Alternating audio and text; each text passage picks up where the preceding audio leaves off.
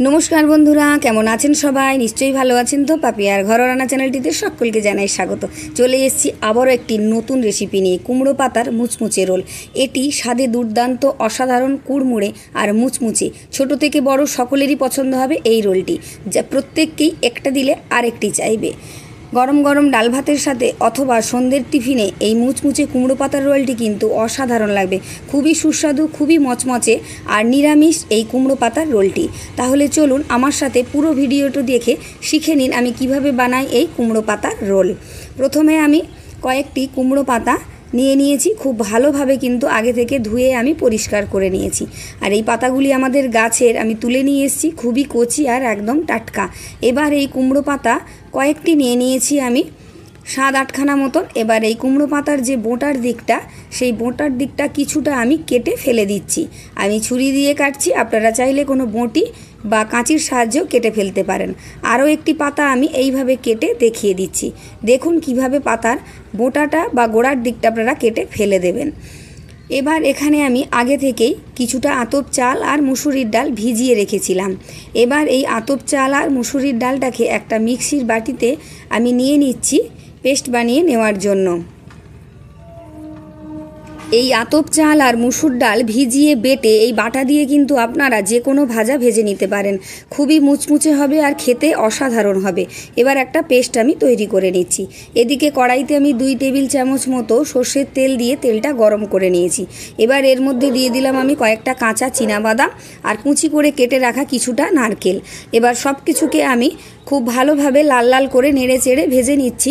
আপনারা যদি নারকেল না থাকে শুধু বাদাম দিয়ে, বা শুধু বাদাম না থাকে তাহলে শুধু নারকেল দিয়েও আপনারা করতে পারেন। লাল লাল করে বাদাম আর নারকেল আমার ভাজা হয়ে গেছে, সব কিছুকে এবার আমি তুলে নিচ্ছি। এবার কড়াইতে ওই তেলের মধ্যেই কিছুটা মেথি আমি ফোড়ন দিয়ে দিলাম, 1/2 চা চামচ মতো। এবার মেথিটা লাল লাল করে ভাজা হয়ে গেলে এর থেকে সুন্দর একটা গন্ধ বেরিয়ে আসবে। সেই গন্ধটা বেরিয়ে আসলেই আমি এর মধ্যে দিয়ে দিলাম 3টে মাপের কাঁচা লঙ্কা কুচি করে রেখেছিলাম, আর 2টো আলু আগে থেকে সেদ্ধ করে রেখেছিলাম। এইভাবে হাতের সাহায্যে আমি ভেঙে চুরে ম্যাশ করে দিয়ে দিলাম। এবার সব কিছুকে ভালো করে নেড়ে চেড়ে মিশিয়ে নিচ্ছি। আর আলুর যে বড় বড় টুকরোগুলো আছে সেগুলোকেও আমি খুন্তির সাহায্যে ভেঙে চুরে নিচ্ছি। এবার এর মধ্যে দিয়ে দিলাম আমি পরিমাণ মতো নুন, আর দিয়ে দিচ্ছি আমি 1/2 চা চামচ লঙ্কা গুঁড়ো, আর কিছুটা গরম মশলা, আর কিছুটা কাসৌরি মেথি। মেথিটাকে আমি আগে থেকেই গুঁড়ো করে রেখেছিলাম। আপনারা চাইলে এখানে ধনেপাতা বা কারি পাতাও ব্যবহার করতে পারেন, তবে কাসৌরি মেথি দিলে কিন্তু এর সেন্টটা খুব ভালো লাগে আর খেতেও বেশ সুন্দর লাগে। সব কিছুকে মিশিয়ে আমি সুন্দর একটা পুর তৈরি করে নিচ্ছি। এই পুরটা যতটা মুখরোচক তৈরি করবেন, রোলটা কিন্তু খেতে ততটাই সুন্দর হবে। আমি এখানে খুব সুন্দরভাবে নেড়ে চেড়ে আলুগুলোকে ভেঙে চুড়ে একটা সুন্দর মুখরোচক পুর তৈরি করে নিচ্ছি। ঝালটা আপনারা আপনাদের পছন্দ মতো দেবেন। এবার ভেজে রাখা বাদাম আর নারকেল কুচিগুলো দিয়ে ভালো করে নেড়ে চেড়ে এখানে কিন্তু আমার পুরটা একদম তৈরি হয়ে গেছে। আমি এবার এই সমস্ত পুরটাকে একটা প্লেটের মধ্যে তুলে নেব। এইভাবে আপনারাও কিন্তু একটা সুন্দর মুখরোচক পুর তৈরি করে নেবেন। এদিকে আমার ব্যাটারটাও তৈরি হয়ে গেছে। আতপ চাল আর মুসুর ডালের যে ব্যাটারটা আমি তৈরি করে রেখেছিলাম সেটা একটা বাটিতে আমি ঢেলে নিলাম। এবার এর মধ্যে দিয়ে দেব আমি কিছুটা পরিমাণ নুন যেটা লাগবে, আর 1/2 চামচ পরিমাণ হলুদ গুঁড়ো, আর 1 চা চামচ পরিমাণ লঙ্কার গুঁড়ো, আর 1/2 টেবিল চামচ কালো জিরে। কালো জিরেটা দিলে কিন্তু খেতে খুব সুন্দর লাগবে আর দেখতেও ভালো লাগবে এই রোলটা। খুব ভালোভাবে মিশিয়ে একটা সুন্দর ঘন ব্যাটার তৈরি করে নিয়েছি। এর মধ্যে আর এখন জল দেব না, পরে যদি লাগে তখন একটু জল আমি মিশিয়ে নেব।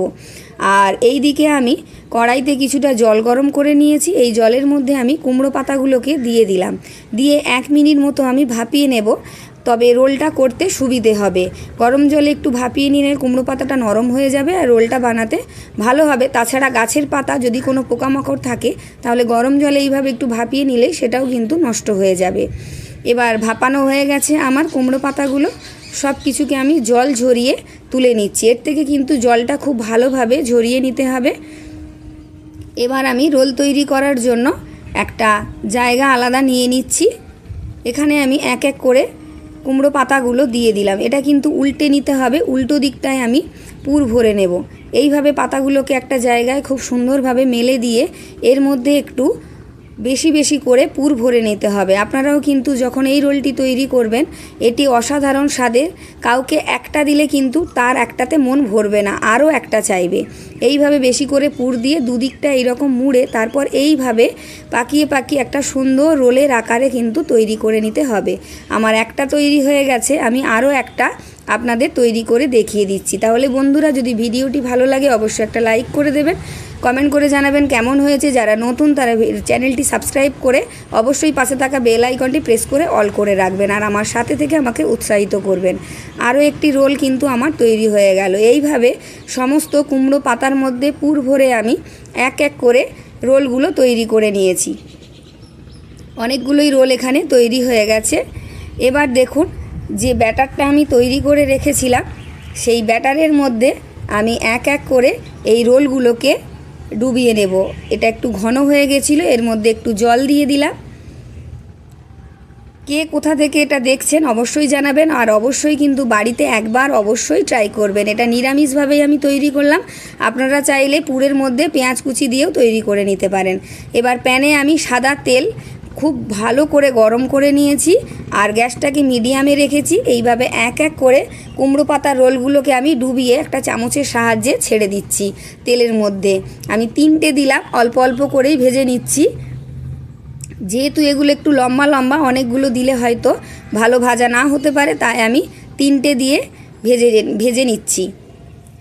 আপনারা কিন্তু অবশ্যই বাড়িতে একবার ট্রাই করবেন। এক পিঠ ভাজা হয়ে যেতেই আমি আরও এক পিঠটা উল্টে দিয়েছি। দেখুন কতটা সুন্দর হয়েছে।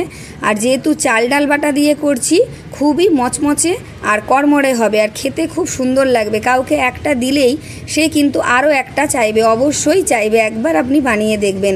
দেখুন কতটা মচমচে হয়েছে, কতটা কুড়মুড়ে হয়েছে। আমার সমস্ত কুমড়ো পাতার রোলগুলো কিন্তু ভাজা হয়ে গেছে। এটি সন্ধ্যের টিফিনের সাথে বা ডাল ভাতের সাথে কিন্তু ভীষণ ভালো লাগবে, বা এমনিও শুধু মুখেও ভীষণ সুন্দর লাগবে এই কুমড়ো পাতার মুচমুচে রোলটি। এটাকে আরও টেস্টি করার জন্য আমি কিছুটা বিট নুন ওপর থেকে ছড়িয়ে দিলাম। এবার আমি একটা ভেঙে দেখাচ্ছি যে কতটা মুচমুচে, দেখেই মনে হচ্ছে এক্ষুনি খেয়ে ফেলি। তাহলে বন্ধুরা, আমার এই সুন্দর সুন্দর রেসিপি দেখার জন্য আমার সাথে থাকুন, পাশে থাকুন, আর যারা নতুন তারা চ্যানেলটি অবশ্যই সাবস্ক্রাইব করে রাখুন। আবার দেখা হচ্ছে অন্য কোনো দিন অন্য কোনো আরেকটি নতুন দুর্দান্ত রেসিপি নিয়ে। এই দেখুন আমি ভেঙে দেখালাম, কতটা সুন্দর হয়েছে, আর একটা কিন্তু সুন্দর লেয়ার পড়ে গেছে। তাহলে টাটা বন্ধুরা, দেখা হচ্ছে আরও একদিন।